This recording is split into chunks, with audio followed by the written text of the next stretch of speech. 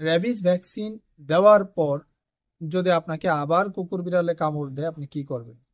যদি আপনার ভ্যাকসিন নেওয়ার শেষ হওয়ার, ভ্যাকসিন নিয়েছেন তার 3 মাসের মধ্যে আপনাকে কুকুর বা বিড়ালে কামড় দিল, আপনার ভ্যাকসিন নতুন করে নেওয়ার কোনো প্রয়োজন নাই।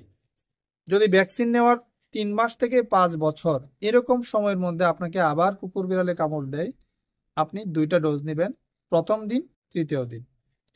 যদি আপনার ডোজ কমপ্লিট হওয়ার, র্যাবিসের যে ডোজ, আমরা 5টা ডোজের কথা বলি, 0, 3, 7, 14, 28 ডেজ, এই 5টা ডোজ নেওয়ার পর যদি 5 বছর অতিক্রান্ত হয়ে যায় এবং এরপরে যদি আপনাকে কুকুর বিড়াল কামড় দেয়, আপনাকে 5টা ডোজই নিতে হবে।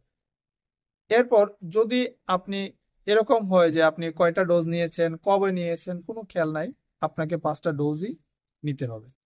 বাড়িতে কুকুর বিড়াল যদি আপনি পালেন, আপনি বাড়িতে অনেকেই শখের বশত কুকুর পালেন, বিড়াল পালেন, যদি আপনারা এরকম কুকুর বিড়াল পালেন, তাহলে সেই ক্ষেত্রে আপনাদেরকে প্রি এক্সপোজার প্রোফাইল্যাক্সিস হিসেবে আপনার টোটাল 3টা ডোজ নিতে হবে।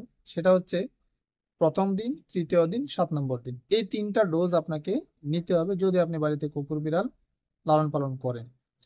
আর অনেক সময় অনেকেই কুকুর বিড়াল, বাড়িতে যে সমস্ত কুকুর বিড়াল আমরা লালন পালন করি তাদেরকে ভ্যাকসিন দেওয়াই থাকে। ভ্যাকসিন দেওয়ার পরও যদি আপনাকে, আপনার কুকুর বিড়ালকে আপনি ভ্যাকসিন দিয়েছেন, আপনি জানেন, ধরেন এই ভ্যাকসিন দেওয়া কুকুর বিড়ালে আপনাকে কামড় দিল, সেই ক্ষেত্রে আপনি ভ্যাকসিন নেবেন কিনা? এই ক্ষেত্রে আপনাকে ভ্যাকসিন নেওয়ার প্রয়োজন পড়ে না। তবে কুকুর বিড়ালকে যে আপনি ভ্যাকসিন দিয়েছেন তার বডিতে আসলে অ্যান্টিবডি কতটুকু আছে সেটা দেখার প্রয়োজন পড়ে। সেফটির জন্য আমরা বলে দিই যে ভ্যাকসিন নিয়ে ফেলার জন্য, অন্ততপক্ষে 2টা ডোজ নিয়ে ফেলার জন্য।